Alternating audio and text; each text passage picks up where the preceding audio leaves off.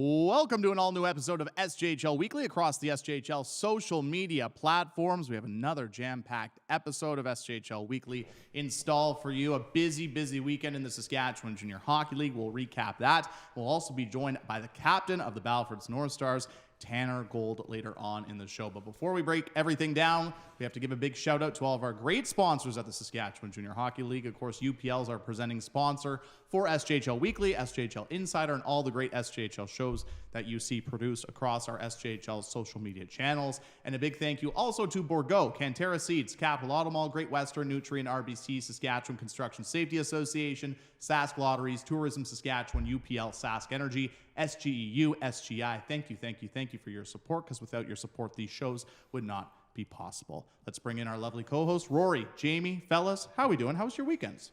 Fantastic weekend. A happy early Halloween to everyone out there.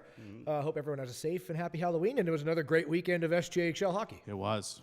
Yeah, just love the fine folks up in Orange and in Nipawin. I'm honestly saying so classy around this league. Everybody, you go into their rink, they treat you like gold. Thank you so much to everybody up there. Loved it. And it was fun to hit the roadway up there. Yeah, a big shout out to Neugs, actually.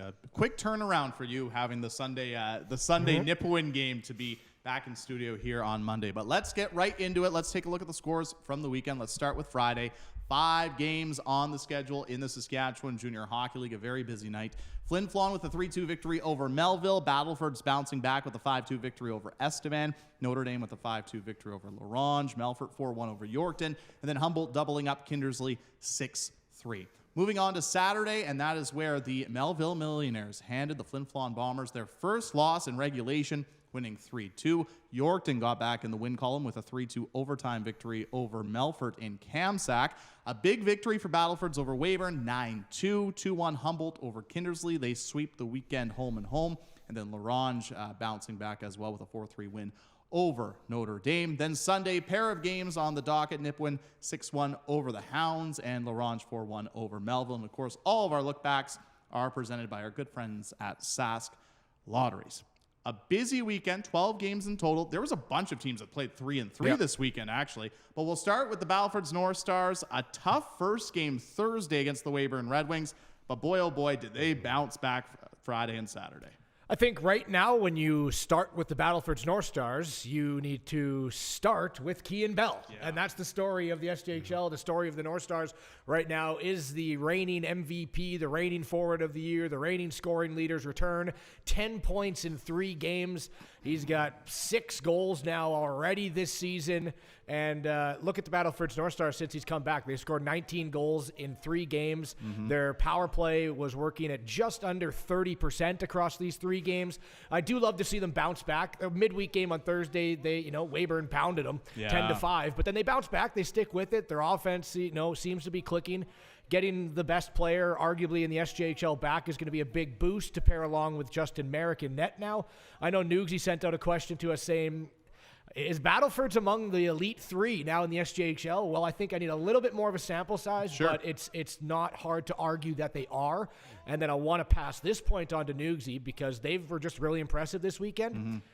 Is Tanner Gold and Carson Olsen, are they now in the top 3 of the best pairings in the SJHL? If not the most underrated and not talked about enough pairing in the SJHL is Gold and Olsen. And I love the pairing because Olsen, this young 06 rookie draft pick coming in, and Gold, of course, the veteran 20-year-old, right? Kind of mentoring them, leading the way. They're phenomenal, both with 13 points each on the blue line. Yeah, every week I talk about the 06 crop in the SJ this year, and I have a list that I made when we talk about the Melville Millionaires, actually, that I won't just go through that. But yeah, Carson Olsen, pardon me, one of that crew, no question about it. There are a lot of good pairings in the SJHL, and certainly that's one of them. Weyburn was 4 for 7 on the power play on the 10-5 win Thursday. We all have rough days. It wasn't Justin Merrick's best day. We all have seen Justin Merrick at his best, and it's pretty scary. The Battlefords North Stars scores. Battlefords North Stars. Try that the words out. I use a lot of words this weekend. They scored 24 goals in these 3 games. They were averaging 4 goals per game now, so they scored 24 goals in 3 games. They got a big boost in their goals, 4 per game. And yes, Kean Bell is great. Big addition, obviously 10 points in 3 days. but really kind of pushes people into a role that is better probably suited for the rest of the players on the Battlefords North Stars. Sure. To have a guy like Kean Bell at the very top, what does that mean? Well, Tanner Gold, 6 assists, 5 points for Bradley Blake, 5 points for Ben Portner, and it's just kind of boosts everybody up and puts them in a good role. So, again, I talked to Braden Klamosko about that. He said, yeah, like what you said, Rory, like we need a bigger sample size before we can kind of claim that we're with the Humboldts and the Flin Flons and even the Melforts of the world. I'm feeling like they're already there because they have the pedigree of that experience from last year. And I'm really interested to talk to Tanner Gold, the captain who's going to be our guest, and kind of get his thoughts on where he feels the North Stars are in that transition season phase, right? Because we know the high-end talent that they lost, and all of a sudden, well, now maybe they're a 500 team, and then all of a sudden right back up. So we'll kind of see how they're feeling inside the dressing room, which will be great. Well, and the other thing that's, I think, worth mentioning for the North Stars so far this season, they're 8-6-1-1 on the year, or 8-6-1 on the year, but they've only played 4 games at the Access Communication Center in Battleford. So the fact that you're coming out of the first month and a half of this season playing a lot of road games and being already above 500, and now you're getting Justin Merrick back and Kean Bell back, that's only going to do wonders when you start to get those home games. Well, and the hometown fans haven't got to welcome Kean Bell back, right? No, and you look at their power play at home, 0%. They haven't had a lot of opportunities, but they're 0 for 14, I think it is at home. And they have the third best road power play in the league, so they can get the job done. I do want to ask you guys just quickly about the Weyburn Red Wings situation. Again, it wasn't it was kind of an up and a way down week for the Weyburn Red Wings. Obviously, you hammer the defending champs. Nice redemption, I guess, from the first round yet last year, and then obviously get hammered yourself. But news coming out, Brendan Hunchak traded from the Estevan Bruins to the Weyburn Red Wings. I was not aware that Cody Mapes and Jason Tatarnik were allowed to talk to each other. I'm just kidding. But can you guys name any other guys who played for both? I know Nick Sombrowski obviously is one, even though he just barely played for Estevan, but any others that you guys can think of? I can't right now off the top of my head. I got one, and that was from when I called Estevan in 2013, 2014. That was Austin Roslin. Okay. He played with the Weyburn Red Wings and then was traded to the Estevan Bruins in his 20-year-old year. But that's honestly, in that time frame, not too many. Not too many. It's not too often two rivals connect on a trade like that. Yeah. And just to finish with the Weyburn Red Wings, because they had the big win on Thursday, but then, lost on the weekend. Is that kind of over the last 3 weeks, you say, just what they're trying to correct, playing on a more consistent basis throughout 60 minutes, because they started off the year, right up into third place. Then all of a sudden, their last 10 games, they're 500. They're 4-4-0-2. My kind of thoughts about them, I think they're playing too far behind the 8 ball. Because when you do look at their record, when they're either leading after the first, leading after the second, or tied after the first, tied after the second, they're undefeated in regulation. They have no regulation losses. But when they're trailing, they're giving up early goals. They're being outscored in the first period. I think it was like 7-14 or something like that. But and then they're beating teams in the second and third. So is it just the starts you want? Is it more consistent for Weyburn? What you want?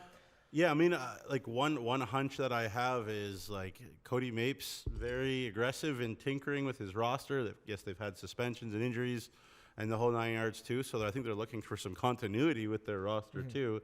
When you're constantly moving guys in and out, yes, the talent level keeps going up and Weyburn, and I think Cody Mapes is doing a nice job identifying where his team needs to grow and whatnot. But when that happens, sometimes you can see some inconsistency. Sure. And, I think, this Weyburn team believes, I don't want to sound like negative because Eric Hale is a young kid. I'm not knocking him. He's a very talented goalie. I think right now, the Weyburn Red Wings play just a little bit better, a little bit more confident when Daza is in net than with Eric Hale. And I don't mean that as a slight at all to Eric. I just want to be clear about that. He's a young kid. So I think there's also that element. And I do want to get the number right. At 13-21, they're being outscored in first periods. Other than that, they're better than the teams in the second and third. And the point I would add, I guess, with Weyburn, seeing them a few times this year, too, is the fact the way that their strengths are with their hockey team is their strengths is their blue line and their goaltending. And if you're playing with a lead, they're going to be able to shut it down. And that's one of their biggest strengths. So that doesn't really surprise me that they're that good when they have the lead after 20 minutes of play. But it's finding ways to get points now after trailing after. Yeah, 20 I minutes. mean, and we've seen it. The 10 goals against Battlefords, right, is what they're able to do. It's not going to happen every game. No. They've had close games against, Melfort back-to-back on the weekends, that's on right, the yeah. road. Like, that's a good style of play for the Weyburn Red Wings. And then they get blown out 10-1 to Humboldt or lose 9, to Battlefords again. So, again, consistency. But as Nugsy said, I think just that roster needs a little bit more time playing together, and then we'll see Weyburn more consistent throughout the remainder of 40 games or so. Yeah. There's Matty Decker, the voice of the Fort McMurray Oil There he is. Barons, of course, former Yorkton There you Terriers go. broadcaster, both Weyburn and Coach Allison That's the played way to for go, both Dak. Estevan. Oh, good little stat there. I like Love that. That is a Dak. good Yeah. little stat. All Great the best job. out there in Fort Mac, Thank buddy. you, Matt. All right, let's move on. We've spent a lot of time on Battlefords and Weyburn. Let's move on to the Melville Millionaires, who also played 3 games in 3 nights this past weekend. They played the Flin Flon Bombers so tight. 2 games at the Whitney Forum. They hand the Bombers their first regulation loss. And then, the third game in 3 nights in Laronge last night, tough 4-1 setback. But still, I think if you're looking at it from a Melville perspective, I think you're pretty happy still getting 2 points out of 6, and you beat the Flin Flon Bombers in regulation. Yeah, it was. I saw a stat. Benny Walchuk, the voice of the Melville Millionaires, threw out there. He said it's their first win at the Whitney Forum since 2015 for the Melville Millionaires. So if I'm a Flin Flon Bombers fan, am I upset? Sure, don't like losing our first game in regulation. I get it, but they badly outshot Melville still, both of those games. Yeah. I looked at the expected goal stats, looking even tighter into it. In that game that the Millionaires ended up winning, the Flin Flon Bombers outscoring chance them in terms of grade AA chances 18-2 in that game. So, it was still a good performance from Flin Flon. It's not easy for a guy like Harmon Laser-Hume to sit back and watch a lot of the game and then a chance comes your way and boom, it's in the back of the net. But certainly don't want to take anything away from, the Melville Millionaires. Ethan Rao, absolutely terrific. Yeah. We talk about Will Dyke a lot in the net in Melville, but I think Ethan Rao certainly is a guy that Doug Johnson believes in too. And man, oh man, got to be a good feeling for the Melville Millionaires. When you go up to the Whitney, if you can take a split, that is terrific, and I'm sure Doug Johnson's got a big smile on his face right now. Yeah, it's the biggest 2 out of 6 point weekend up north, I think, that I've seen in a while, because you beat Flin Flon, who, congratulations to the Bombers, just ranked number 1 in the CJHL rankings, top team in Canada, ranked there. But yeah, you go into the Whitney Forum. You get outshot, you get outchanced. I know Ethan Raw was unbelievable, but you picked up 2 clean points. You can now hold on to that title of being the first team to defeat Flin Flon in regulation. First win in a number of years. And, I think you could build positives off that. You talked to Doug prior to that week. They got a win over Melfort. They got a win over Flin Flon, a really close first game over Flin Flon. It was a gauging weekend of what the Melville Millionaires can be, and they went basically, 500 on the week out of 4 really tough games. Yeah. That's a great week. Yeah. Yeah. Well, and that's what I was going to say, too, is we talked about it before that home and home against Melfort. These next 5 games would be the gauge for the Melville Millionaires. They went 3-2. Really, really good. Really good. Yeah. And can we give a shout out quickly to Cole Keane? We talked about all the rookies. I know he hasn't got, Rookie of the Weeks because there's some guys putting up 18 whatever points. But Cole Keane, 10 points in 12 games this year for another young player in the SJHL. He's been phenomenal, and he's doing it, it seems like, at a very young age in both ends of the rink, which is what you have to do for Doug Johnson. And, his points are coming, but he's been great for the Mills. He's been great. I mentioned it. Tweets did a second ago with Olsen there on Battlefords. But the 06 group at the SJMs, they showcase the Young Guns team. There's good 05s too. There's a couple 07s in the Purlingers. I don't think there's any other 07s around. That's it. I can think about. But lots of good 06s. Talk about Matthew Van Blaricom, obviously, on Central Scouting, and I'm sure we'll get to the Humboldt Broncos in a second here. But Cole Keane and Cohen Swan on Melville too. Terrific young 06 talents. And we think about those old Doug Johnson Nipawin teams, old, big, huge beards, Doug scowling. Emma's just as scary looking there. Love you, Emma. Scary on the bench there too. And you know what? This is not that old of a Melville team. We talked about them being as young as anybody, but they still play his way. They play his system, and they are getting results, and they are measuring very well. We talked about the measuring stick. Sure. Measuring well. All right, let's move on to Laronge, who obviously Melville played in their final game of the 3-3. Laronge quietly wins 2 out of 3 this weekend. Nugsy, I mean, you saw them for a pair of games. A good, solid weekend for the Ice Wolves as they continue this lengthy homestand. Yeah, I mean, the first thing, Carl Sonneff was absolutely phenomenal against both Notre Dame in the second game and against Melville. I know in the Notre Dame game, it was a terrific goalie duel between Johan Tremblay-Cow and Carl Sonneff. That was the biggest takeaway from me from that game. Both teams had empty nets taken away, teams diving, putting their face in the way of the puck. I mean, it was absolutely phenomenal. But, for the Ronge Ice Wolves, they got to find a way to stay out of the penalty box in key moments. Notre Dame was not able to cash when they had those opportunities, but they were much better, Larange, at buying into blocking shots, buying in to do those little things. I talked to Kevin Kaminsky before the game, and he talked about that. Just we got to find ways to win hockey games and not find ways to lose them. And when you block shots, when you do those little details, you get back and you back check with purpose, with intensity. I think that's something that Kevin Kaminsky's begging his guys to do. I think that's something that makes a huge difference. And Carl Sonneff, a .944 save percentage over the weekend. I think this roster is too good. The Parker Layton, Liam McInnes pairing is too good for this Larange team to be kind of struggling. So they had a good weekend. And quick point about Notre Dame on the other side of things. Notre Dame and Notre Dame and Melville are the only teams that are perfect in the league when they've scored the first goal. Notre Dame is 4-0 when they score the first goal, and they're 0-11 when they don't score the first goal. That's pretty stark. I don't know how more of a stark contrast it can get.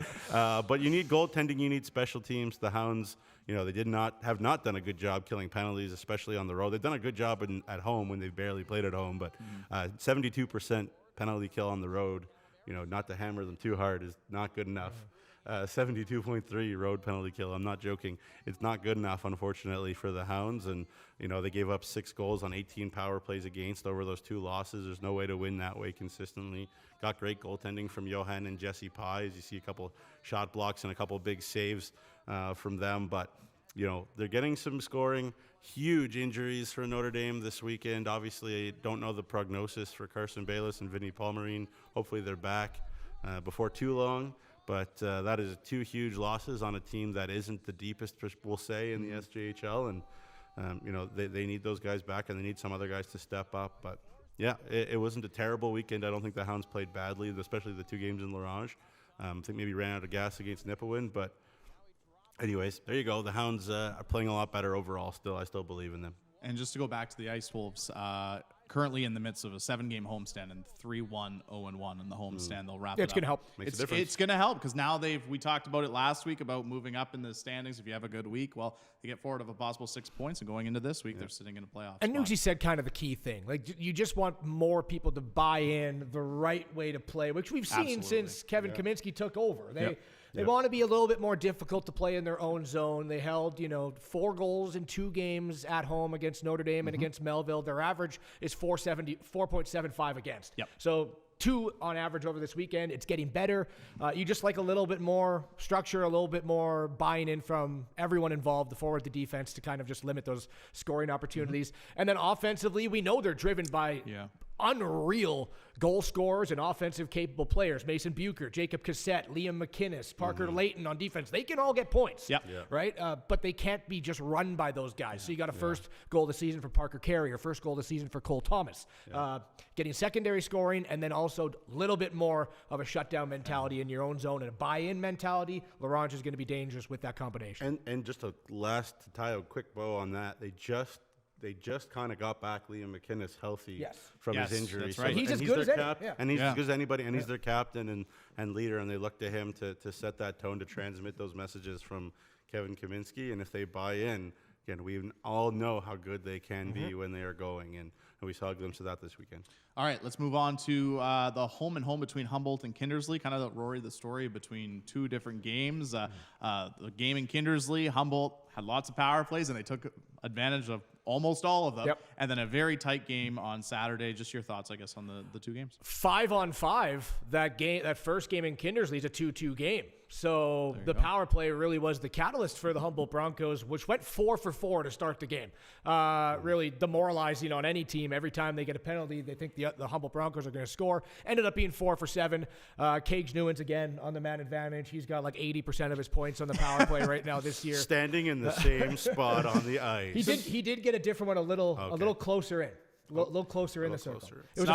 It was a 5-on-3. That's why. It's not Ovechkin's Power play always office. shrinks in a 5-on-3. So. It's Newen's office. The Newen's office. The Newen's office. Right. But Ben Motu is great. Jeter Cordy's been on an absolute heater for the Humboldt Broncos right now. A Sask-born draft pick, 6th overall back in 2020. One of those 5 years that you're talking about. But yeah, the Broncos were really great. They're the lone team now undefeated in regulation. And then on the second game, you got to give credit to Kindersley because their game looked totally different. They were so good on the road in the first period. You could tell their system in their own defensive zone was to get the puck, rim it out quickly, have a high winger, chip it out, and then have that F2 really flying through neutral zone. And it kind of pushed Humboldt back on their heels for a bit. And then Kindersley was able to get the 1-0 lead in the first period. The first time in 13 games that the Broncos have gone into the dressing room trailing after 20 minutes. So that's just saying something about how strong of starts they've had. But that game, the second one, could have been anyone's. Ben Motu, I think, kept them in, and Kindersley played really, really well. It was just a 2-1 shutdown game for Humboldt in the second half. But I really give props to how Kindersley rebounded after the first game and came out. That was a great game. Yeah, and you and I we were chatting a little bit before the show started here, Rory, about the Kindersley Clippers. It's taking them a little bit of time to buy in and to understand Clayton Jardine's system. They have a core of veteran guys back. It's not necessarily, maybe the same as Doug Johnson, where he's got a pretty much a blank slate almost there in Melville, where he could just draw it up, and that's what they're going to do. Like, there's habits and there's details that maybe Ken Plaquin had that Clayton Jardine didn't. Sure. So he's trying to get their guys to play a certain style, a certain way, have different breakout plays and systems that they like, that they think work with their skill sets. And you said that they were starting to connect on those. And, again, it takes some time for the Logan Linklaters and the Tyler Nilbigs of the world to change to a new coach, a new system. And, when they do that, again, I still think there's plenty of firepower on that Kindersley team to be a serious team that I think is going to be a playoff team in this league. Yeah, and you touched on how good Ben Motu was this weekend for the Humboldt Broncos. He is the recipient of the Tourism Saskatchewan Highlight of the Week, so let's take a look. Ingram turned it over, still trying to battle this puck in. He does, in for Linklater, backdoor, Hilbig, big save by Motu! Stretches out and gets the blocker on it to keep his lead intact. So great save by Ben Motu, and let's just quickly talk about Motu and how quietly he's been. He hasn't received a Goalie of the Week honors yet, but consistently has been so good this year. A 1.78 goals against average and a .932 save percentage. Just how good has he been, Rory? I think that's kind of the epitome of what type of player he is on and off the ice as well. It's not someone that gets too high.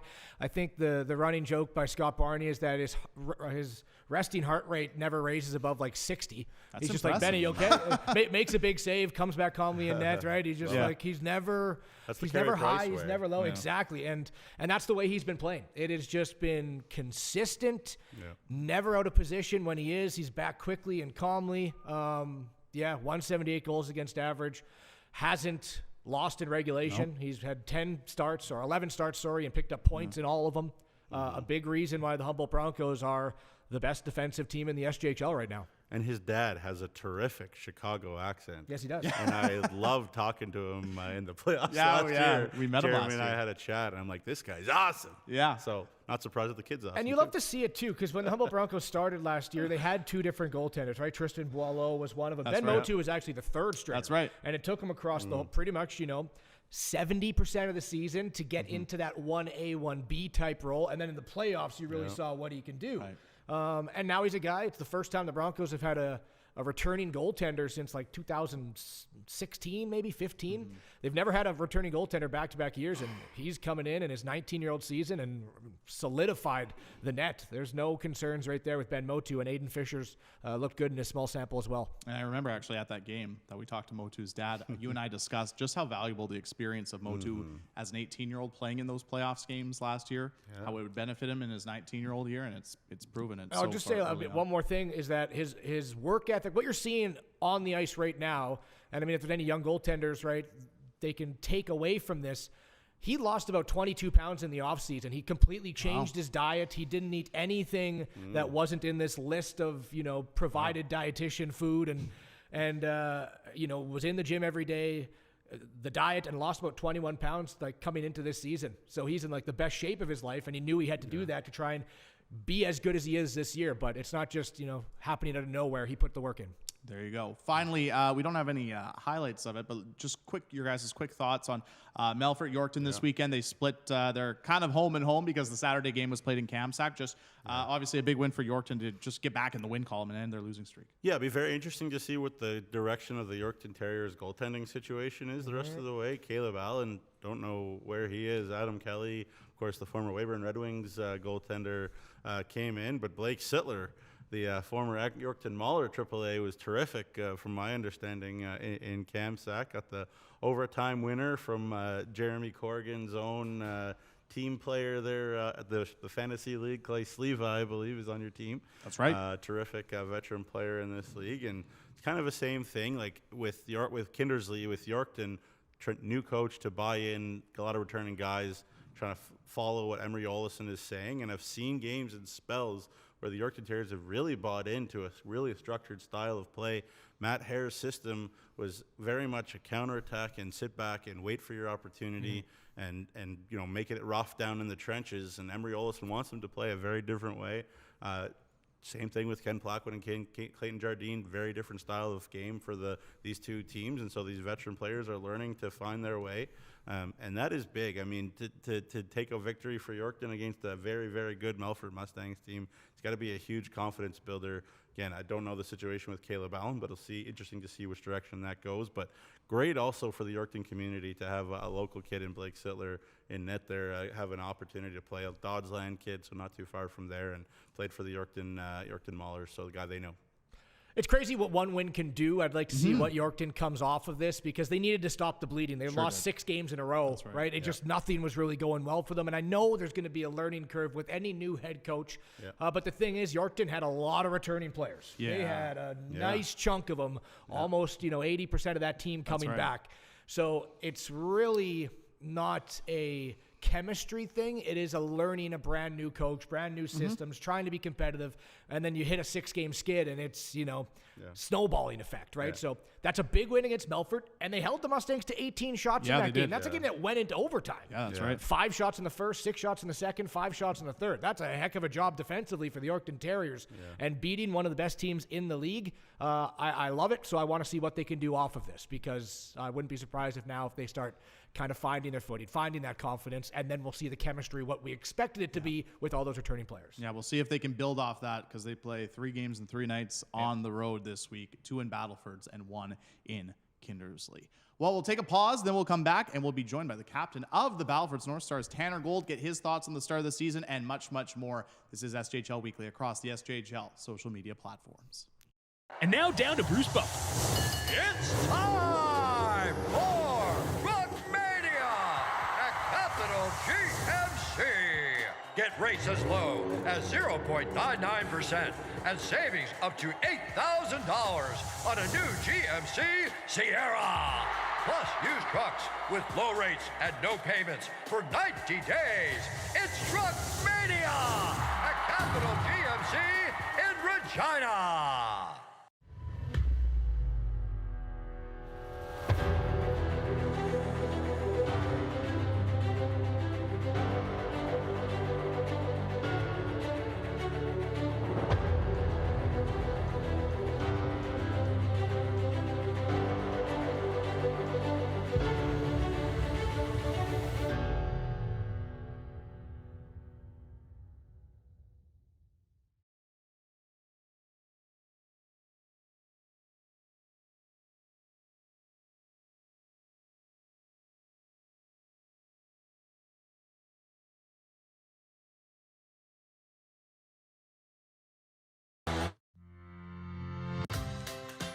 Connecting with customers can be tough, but it doesn't have to be.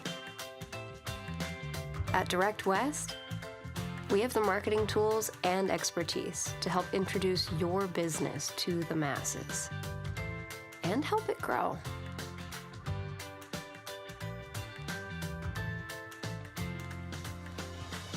Connect with more customers. Direct West. As a student, things can pile up fast.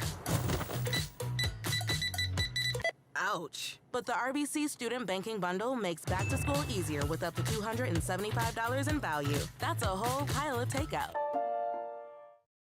Enjoying what's around you. That's what it's all about. Farm to table, in season, locally foraged, look out the window and that's exactly what you'll see on your plate. It's the kind of experience that you'll compare everything else to for years to come. And it's so close, you can almost taste it. Indulge in our unlimited lakes and parkland. Saskatchewan. Today, online bullying is more common than ever, but there is help. SaskTel wants to solve this problem. It's why they created Be Kind Online. If you're a victim of online bullying or know someone who is, or even if you just want to stop it from happening to anyone, this is a place to learn what you can do. You can find lots of tools and tips to help you stand up to cyberbullying. Be Kind Online is a place to learn how to stay safe as well, to learn best practices and plans to stop cyberbullying before it even has a chance.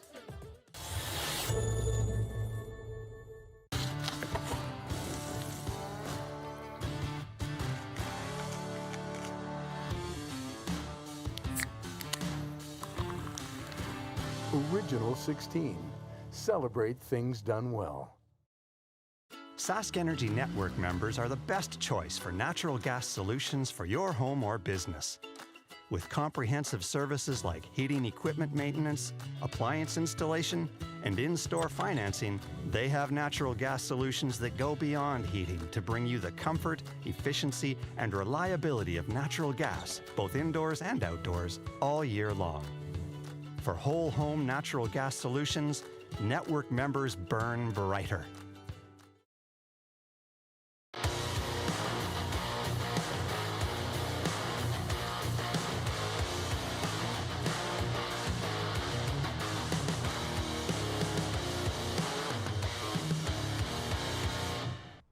Welcome back to SJHL Weekly across the SJHL social media platforms. Thanks so much for tuning in on this chilly Monday here in Saskatchewan. It's Jamie, Rory, and Jeromy. We appreciate you tuning in wherever you're watching on across the SJHL social media platforms. But we're going to head to the video chat line where we're pleased to be joined by the captain of the Battlefords North Stars, Tanner Gold. Tanner, thanks so much for taking the time to join us today. Really appreciate it. How's it going?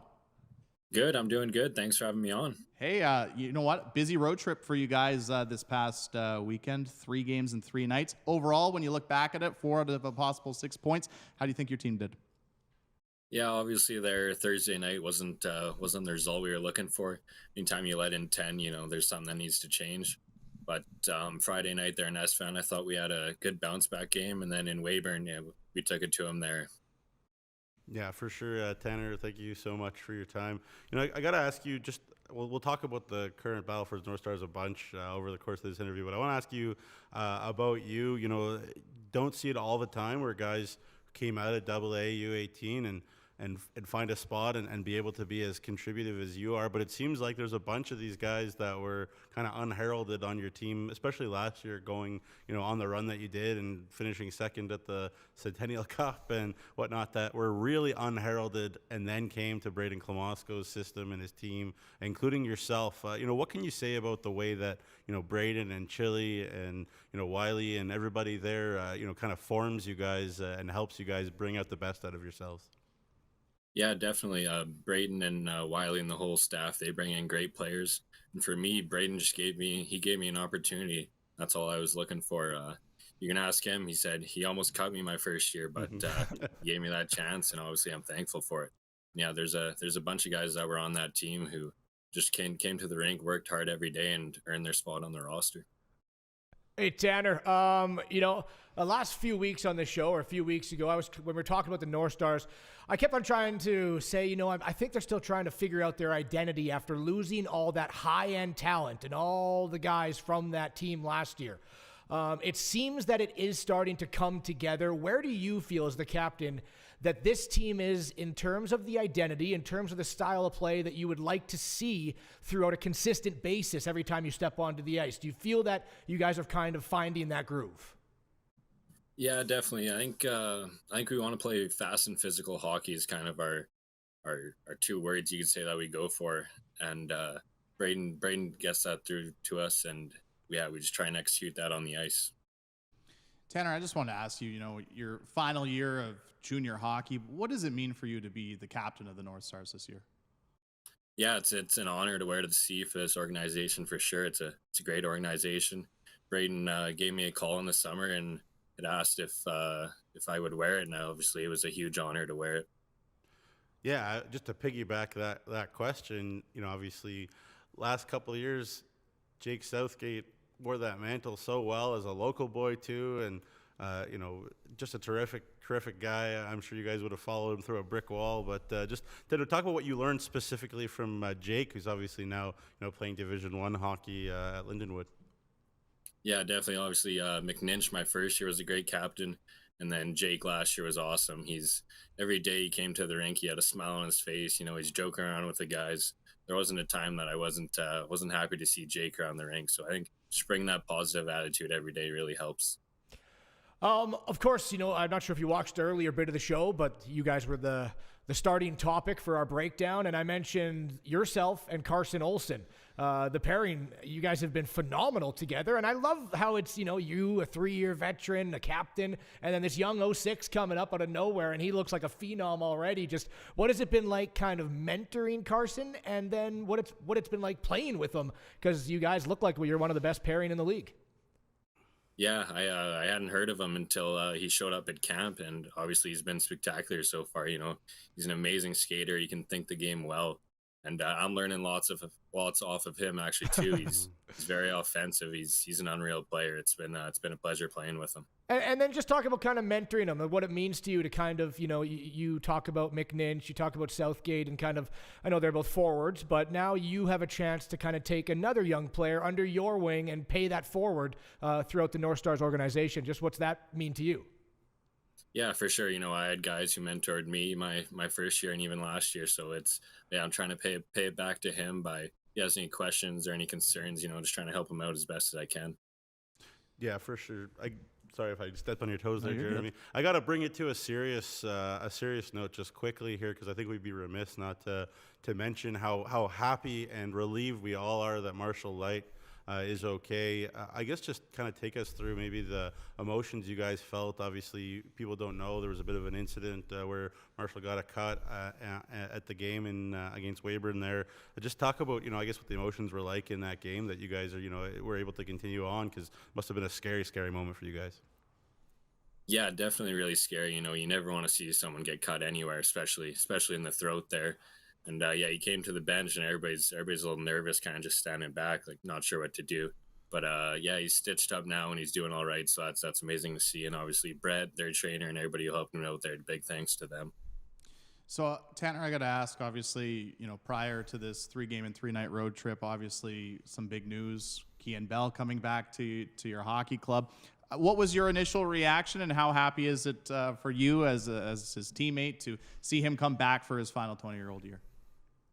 Yeah, it's amazing to have him back. Well, he had put up 10 points in 3 games there, so you're not going to complain about that. And it's not just the on-ice stuff that he brings. He brought a boost to our locker room. He's a big leader in our room, and it's amazing to have him back more than just on the ice too. Can you just talk about your individual game as well? 13 points in 13 games. Just how happy are you kind of the way that you've come out of the gate in your captain season? Yeah, definitely.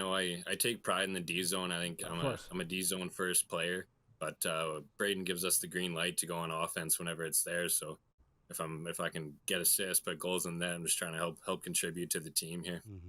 Yeah, again, just kind of similar question too, though. Like obviously Tynan Ewert was as dynamic of a defenseman as we've seen in this league in years. Like he was unbelievable for you guys. I don't need to tell you.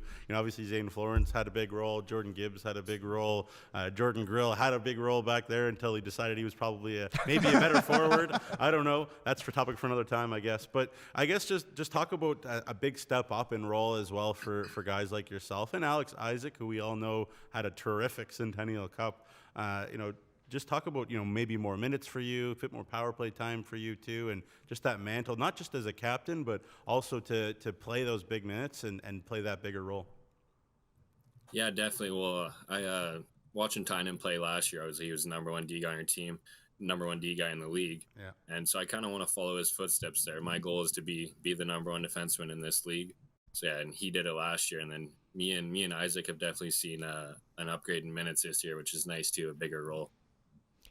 All right, Jordan, it's time to wrap up the interview. I'm not sure if you watched before, but I got a handful of quick questions here. Rory's rapid fire. They're going to come at you quick and bring them back quick, all right?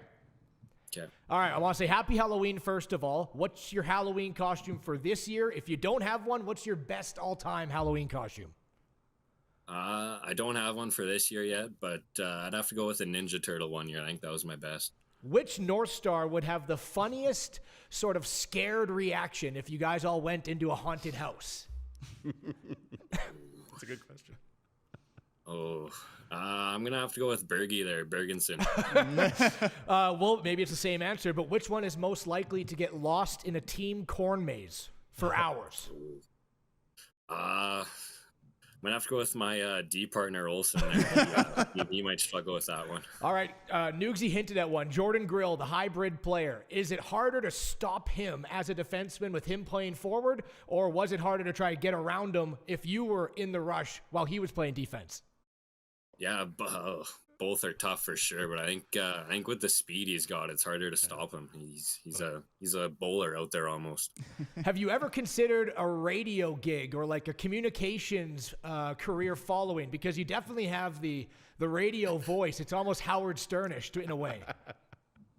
I have actually, I've heard that a few times, so I'm not super considered, but hey, you never know. It's a great voice, I will tell you that. If you could steal one other player's attribute on the North Stars, who and what would it be? I might have to go with Brad Blake's hands. Those are unreal. Nugsy, you said you had one or no? Well, I just wanted to throw the possibility of maybe like a Super Mario with that mustache. Tell us about the mustache. Yeah, there's that too. Is it an early Movember thing, or has this been going for a while? Oh yeah, I'm just trying to get a head start on everybody here. Finally, I mean, I'm gonna get someone to do it eventually. It's usually with two teams. Do you got a Marty Martinson impression for me that we can roll out? Oh. Give us a ring the bell, Goldie. You know you do it. You do it. Ring the bells. Way to go. Oh, that's pretty good. We'll have to clip it and send it to Marty. He'll love it. Tanner, thanks so much for taking the time to join us. We really appreciate it. And congratulations on the great start and continued success this season. Yeah, thank you very much for having me on. All right, that is the captain of the Battlefords North Stars, Tanner Gold. That was a pretty good Marty Martinson impersonation. I'm sure Marty's watching and he enjoyed that probably. But great to have Tanner Gold on, and we appreciate his time. Before we go to break, it is time for everyone's favorite segment. Well, at least some people's favorite segment. Maybe not everybody's. It's time for Noogs and Notes. So, Noogs, take it away. Well, it's definitely Miriam Neugebauer's favorite segment. But well, anyways, I would hope so. I would hope so. She does love Rory. She talks about Rory all the time. Anyways. I love her too. Yeah, she's a beauty. All right. Jacob Faith, he's not here anymore. Jacob Faith's favorite segment is when I talk about a sponsor, the segment in a segment. Can't speak, used a lot of words this weekend. Direct West this week I went to, marketing agency based in Regina. They say they have the largest network of digital billboards in Saskatchewan. They still make phone books, which is very important in small towns. People still rely on the yellow pages in those phone books, and Direct West is there for them, but they are obviously big into digital and print marketing. They'll do direct mail content straight to your mailbox. They do social media. So Direct West, they do a terrific job and really nice content. And noticed a picture of my good buddy Keith Hirschmiller on their website too, and obviously great photographer for the Regina Pats. So there you go. You mentioned on your show with the insiders there, Jeromy, whether I was dressed up as a Neugebauer in Laurent. Yes. I was not dressed up as a Neugebauer, but I did wear a very nice, comfortable pair of slippers during my broadcast in Nipawin. I was like, should I wear my dress boots or these nice slippers? And everybody said slippers. So my costume was the fact that I was dressed up but wearing nice slippers. Nice. All right. Very nice. There you go. Thank you. So Nipawin's newest player, one of their two new players we didn't mention when we were talking about Nipawin. One of them is Alex Bernauer, who they got from the OCN Blizzard. Obviously played with the Saskatoon Contacts 03s with guys like Kalen Lind and Braden Yeager, etc. So he's going to be good. But they also got Artyom Hrabovetsky from Bila Tsarivka in the Ukraine, probably massacring all those, but that's fine. He played for Sparta Praha's U20 team in Czechia last year. They won the Czechia U20 championship along with New Jersey Devils draft pick Peter Hauser, who was on the Czech World Junior team last year. And Artyom has 10 games of experience with the Ukraine under-20 national team. 6 of them goals. He scored 4 of them last year in Estonia in the D1 B tournament there, and also played in the Universiade tournament. So welcome to Saskatchewan to Artem Hrabovetsky.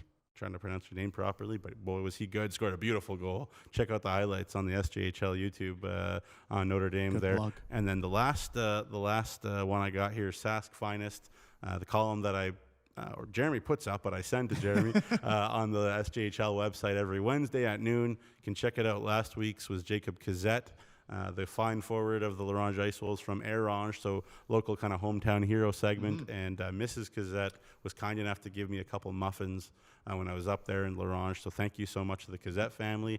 Very classy. And we got a new one coming up on Wednesday, and you'll have to stay tuned to sjhl.ca on Wednesday at noon to find out who that is. Need another hint? Yeah, I was going to say, do you want to tease it? You want to give a hint? You gave a hint last week. You were really good with the hint last week. Okay. Putting you on the spot. On the spot, a hint. We'll go with medical. Medical. Okay. All right. Very broad. There you have it. That's Noogs and Notes. Noogs and Notes. For this week. Let's take a pause, and when we come back, we're going to hand out some players of the week, and then we're going to play a little game of Trick or Treat. This is SJHL Weekly across the SJHL social media platforms. The Chevrolet Silverado 1500. Advanced power and capability to tackle the long hauls. Style to make a statement on the streets. Visit ChevroletOffers.ca to learn more.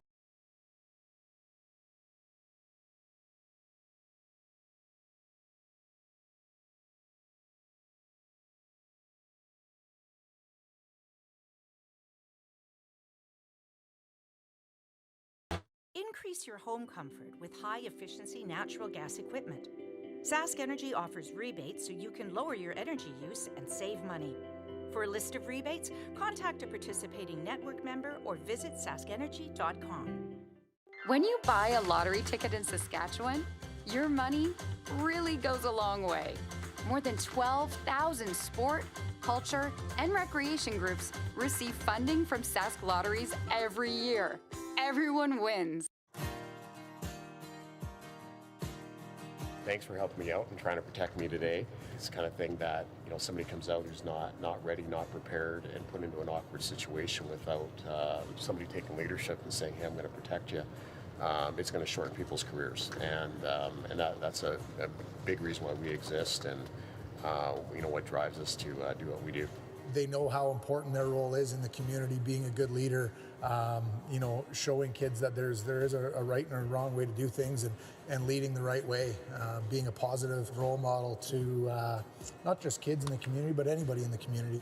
Coach said a lot of great things that are really consistent with the values that we have at the SCSA, and, respect for those around us, respect for those that we work side by side with, leadership, and part of that is being innovative and collaborative and solving problems together. Really, the last one that you touched on was integrity, doing what's right and doing it the right way. And those things just yield incredible results, not just in terms of making things safe, but really being productive and striving, whether it be in a game or in your life or in your business. I think absolutely we try and fill the roles of all those values and just try to be the best people we can, really, not only for ourselves, but for our teammates and for the community around us. Had a lot of fun today. Thanks, guys. You're very welcome. Thank you.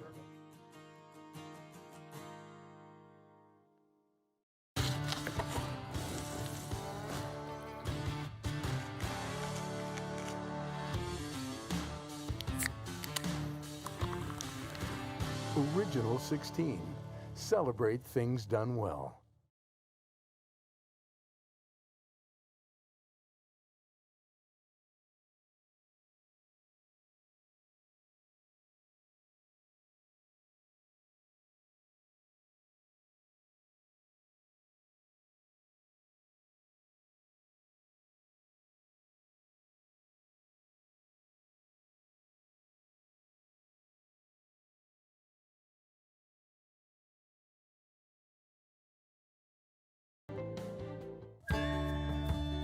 Saskatchewan's far north is where the land itself inspires. It's the beauty and power of wilderness, the solitude of a place far removed from what you might know. When this landscape surrounds you, it's like nothing else. Come and let it awaken you, energize you. Come and create your story in our Northern Lights and Waterways. Saskatchewan.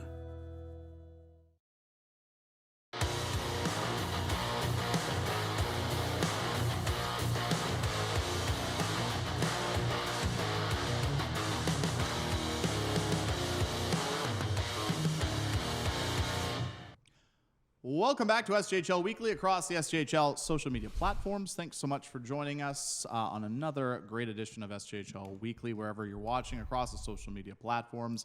It's Jamie, Rory, and Jeromy. We appreciate you tuning in, and it's time now to hand out some Players of the Week for this past week.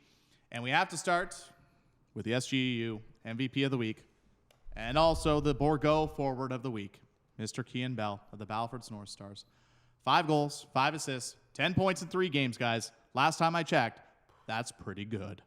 Yeah, it's a 3.33 goals or points per game average, which is higher than it was last year. And last year he led the league in points, but 102 points last season. He's back now on the North Stars. There's only 8 games last year where he didn't have a point, which is pretty incredible when he played 51 games. Yeah. And already he's played 3 and not a single game where he was held off the score sheet. Not a single game where he didn't have multiple points.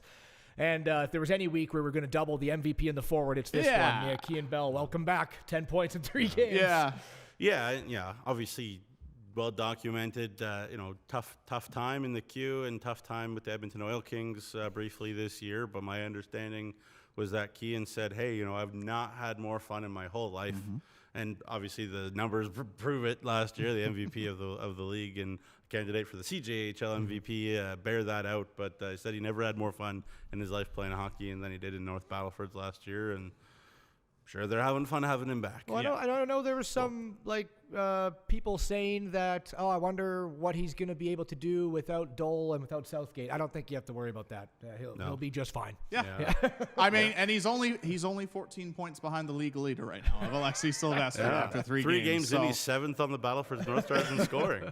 And he's 42nd, I do believe, in the league as of right now. So after 3 games. So there you go. Congratulations, Kian Bell. SGU MVP and Borgo Forward of the Week. Moving on to Super U Defenseman of the Week, and it is the defenseman we just talked to, Tanner Gold of the Battlefords North Stars. He also had a great week, 6 assists, 6 points, and right now, Rory, you touched on it. I mean, he's a point-per-game player right now so far in his 20-year-old year. Him and Carson Olsen both with 13 points. Tanner Gold, what a season he's having as the captain, and 6 more points in 3 more games right now. He's one of the tops in the league when I talk about defensemen, and especially pairings with Olsen.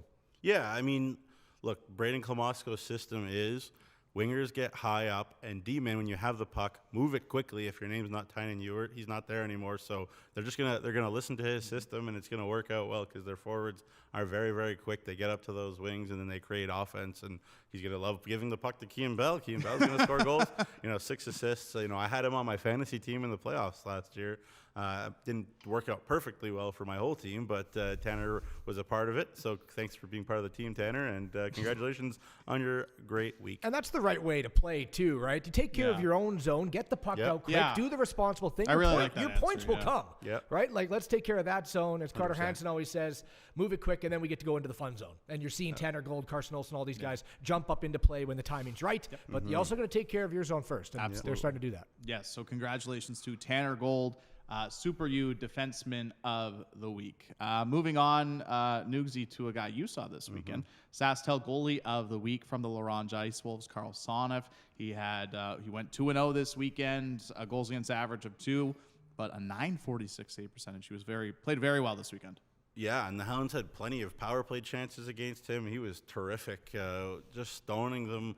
Great lateral mobility. He's also a big boy. He can see through screens really well. Notre Dame really wants to get in your face and get shots through screens on power plays, and he was able to look through them and catch them, and his rebound control was terrific. Took advantage of a Melville team that had just played 2 straight at the Whitney. I was with a Notre Dame team, or paying attention to a Notre Dame team that did the same thing and then had to go play a 3rd game there in La Ronge earlier this year. Not a fun thing to do, but that being said, you got to stop the shots that you get, and Carl was terrific this weekend, well deserved. So congratulations to Carl Sonoff of the Ronge Ice Wolves, SaskTel Goalie of the Week. And moving on to Direct West Rookie of the Week, Rory, somebody you are very familiar with, Jeter Cordy of the Humboldt Broncos. 3 goals and an assist this week in 3 games. He played very well. 3-game goal streak now for the 6th overall pick of the Humboldt Broncos back in 2020.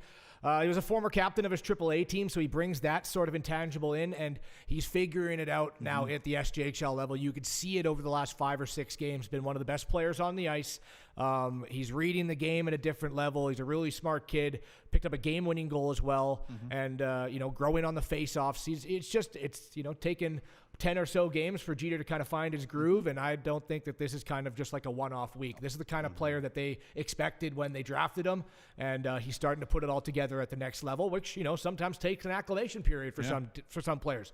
And good to see another high draft pick of the Broncos kind of get into that role of the second line center, working really well with Cage Newens 5-on-5, and he had a great week. So congratulations to Jeter Corty of the Humboldt Broncos. 3 goals and an assist, and he's Direct West Rookie of the Week. And finally, Saskatchewan Player of the Week, somebody we've talked about a lot this season for the Nipawin Hawks, and he continues to impress, is Ronan Buckberger of the Nipawin Hawks. Another 4 assists this week in 2 games. Each game he had a pair of assists.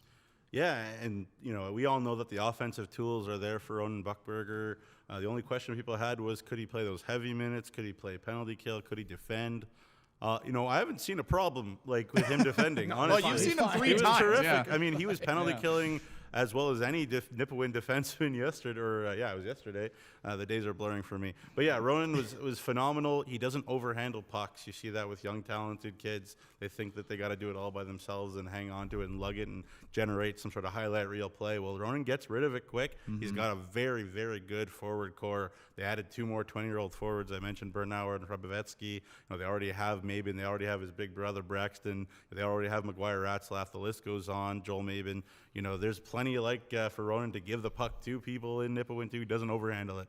Very, very smart hockey player. He's defending very well too. And boy, oh boy, what a mature young man. So, they got a good one. You're pretty quick on the trigger there, Jamie. Already posted on the website, and we just finished. We're not even done talking about it yet. Oh, the Players of the Week? Yeah. You got to schedule that bad boy, Rory. Pretty good. You got to schedule them. Pretty That's good. why it's just bang, so it's there. Which, by the way, if you want to learn more about this week's SJHL Players of the Week, you can go to sjhl.ca because the article is now up. I got you. Because I scheduled it. So the article's up on sjhl.ca. And congratulations to all 5 players for the Players of the Week for this week. All right, we're going to play in the spirit of Halloween, which is tomorrow. Fun fact, Halloween's tomorrow if you don't know. We're going to play a game of Trick or Treat. It's essentially buy it or sell it, but we've obviously rebranded it to be Trick or Treat Halloween themed. So we got 4 topics. First one, Melville's great start to the season, 8-4 on the year. Trick or treat? Treat. I've seen enough. I've seen enough. I've seen enough this last week going up against Melfort, Flin Flon, La Ronge. I know they came back 500. Right where they are right now is a perfect treat, and I think everyone in Melville should be continuing to go to the rinks, cheer on this young team. Yes, they are playing behind a great head coach now, but because everyone's buying in, they're picking up wins, and we haven't seen this in the last few years from the Melville Millionaires. So I say treat. Nugsy?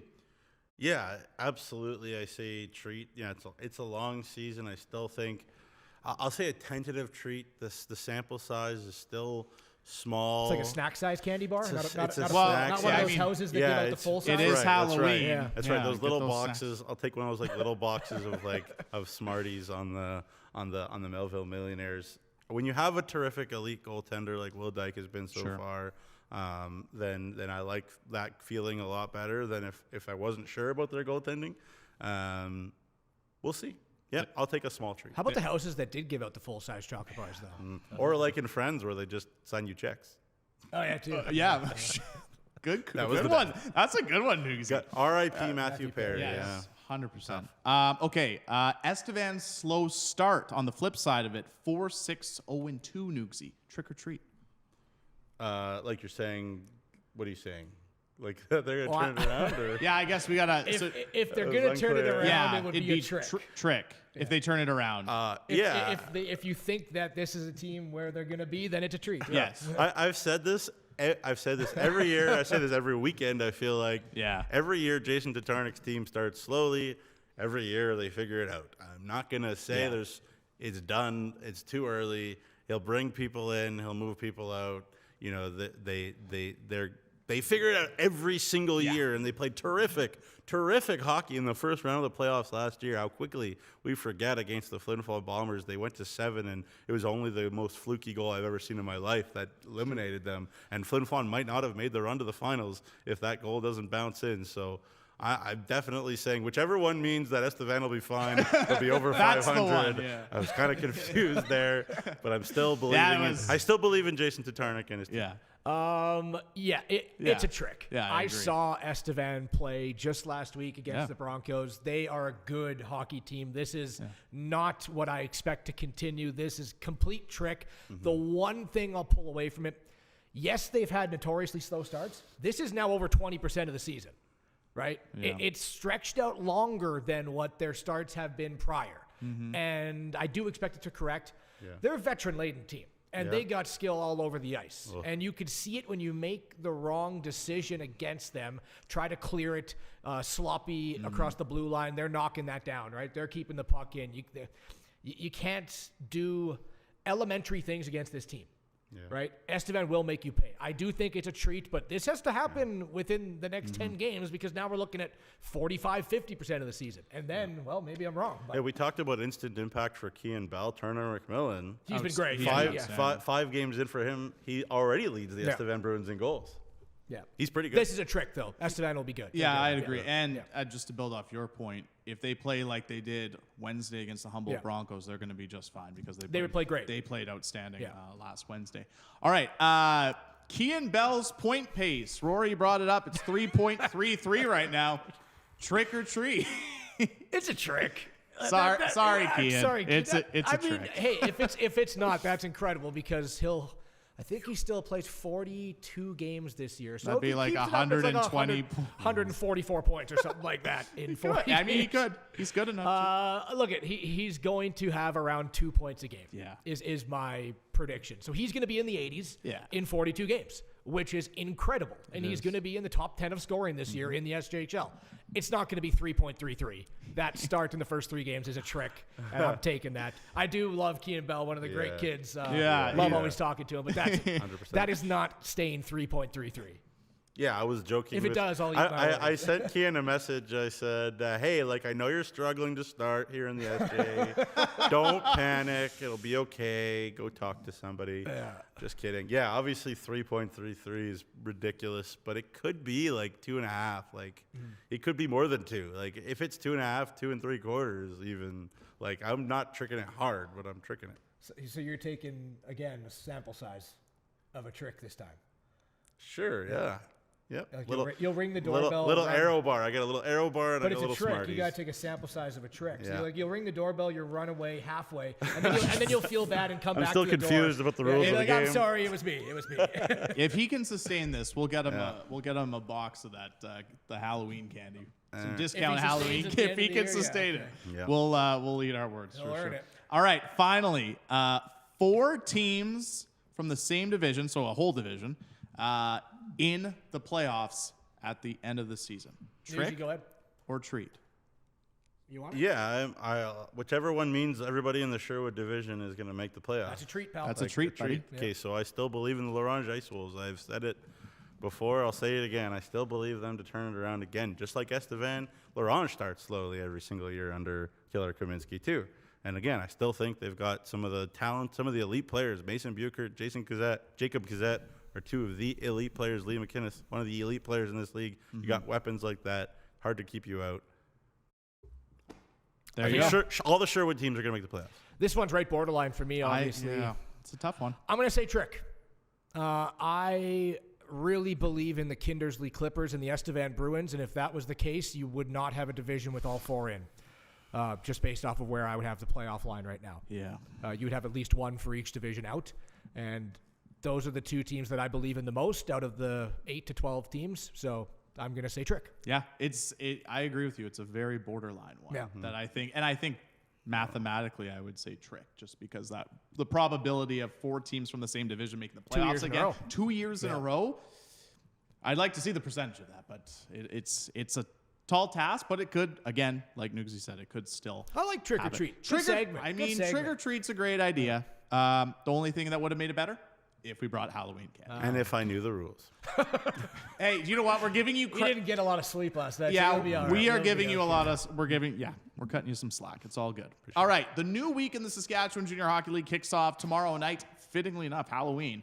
Nipawin is in Kindersley to take on the Clippers. A 7:30 puck drop at the West Central Event Center, and then it will continue on Wednesday. Estevan visiting Melfort as they kick off 3 games in 4 nights against the Melfort Mustangs. But guys, aside from those 2 games, moving on into this week, before we wrap up the show for today, what stands out this week that you're keeping your eye on? I love everything this week. I was just looking through. That's a good answer. Kyle loves that answer. Commissioner Kyle loves that answer. Yorkton Battlefords. I know Yorkton has a struggle, but they won their last game. I want to see what they're going to do after snapping their 6-game skid. And just over the years, those 2 teams have played each other really tough. Yorkton just seems to fluster with the Battlefords. Battlefords now with Kean Bell. Interested to see if he's keeping up that 3.33. Nipawin Humboldt had 2 great games just 2 weeks ago. That's a great series between them. Melfort is going to take on Flin Flon. They're going to take on Estevan. So interested to see what both the Bruins and the Mustangs do. Flin Flon coming off their first loss. I love everything this week. There's a lot. A lot of good games. Yeah, it's terrific. I mean, Nipawin is rested. They're reloaded. They have they have 8 20-year-olds in the lineup now every night. I know age isn't everything, but they've got 8 good 20-year-olds in their lineup every night, plus Damon Cunningham. And you know what? They're going to want to show better. They felt like they could have shown better in the playoffs against Humboldt last year. And you know, Rory, I know you'll be there, so you'll get an interesting view on some of these new players. Alex Bernauer, straight from the Null, El Paso, and the Ukrainian gentleman, terrific talent. And again, the list goes on. The Buckburgers, they know we love them. So you know, that'll be very interesting to see if the Nipawin Hawks can really bring that level up again after all this time of rest and practice and new guys coming in. You know, they feel as good as they have all year long right now. And, of course, the Humboldt Broncos as hot as anybody in the SJHL, and I think number 3, right, in the rankings. So that's going to be very interesting home and home right there. I thought you were going to say your neutral site game this weekend. Love the neutral site games. You love the neutral site games. That's why I thought you'd bring it up. Well, I either love them or I'm going to be sad because Notre Dame plays a lot. Also, a quick shout out. My 1-year anniversary with my girlfriend Megan is coming up on Thursday. So happy anniversary, sweetheart. Very nice. Hey, all right. My gluten-free sibling. There you go. That's right. Yeah. Oh, okay. She's a celiac. There you go. She the is more also you know. gluten-free. So a lot of great hockey action in the Saskatchewan Junior Hockey League this week. To stay up to date with everything in the SJHL, of course, follow us across all of our social medias. We got a lot of them. Like us on Facebook. Follow us on X, formerly known as Twitter.